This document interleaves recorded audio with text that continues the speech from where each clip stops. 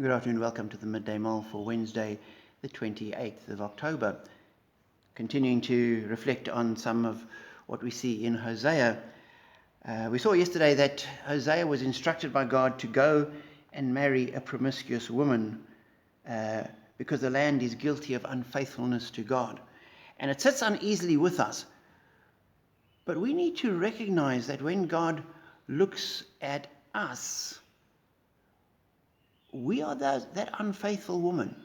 We are that person, that promiscuous individual. We are that prostitute that has sold ourselves to other loves. And yet, God comes to marry us. Yet, God calls us. We become Christians not because we deserve it. We become Christians not that God says, oh, I won't marry that promiscuous woman. I'm going to marry a nice, decent, upright, chaste, perfect woman. And that's where we fit. No, we as the bride of Christ, we're not clean ourselves. Christ made us clean. We are clothed with washed in the blood of the Lamb. We are clothed with his righteousness. And as Hosea looks to Gomer, whom he marries, who is unfaithful and drops the ball and gets it wrong, we need to recognize ourselves in that we are not loved by God because we're good people. The measure to which we are good people is because we're loved by God.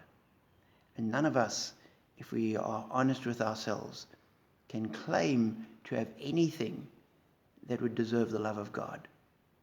And so, although Hosea seems a little strange, it is also encouraging to us if we stop and recognize our own weakness and our own faults, to know that God loves us despite that, and he calls us into relationship with him. So you're probably not as off the track as I often am.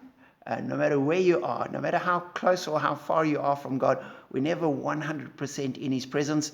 And sometimes some of us might feel 100% away from his presence, and yet God loves us. Hang on to that.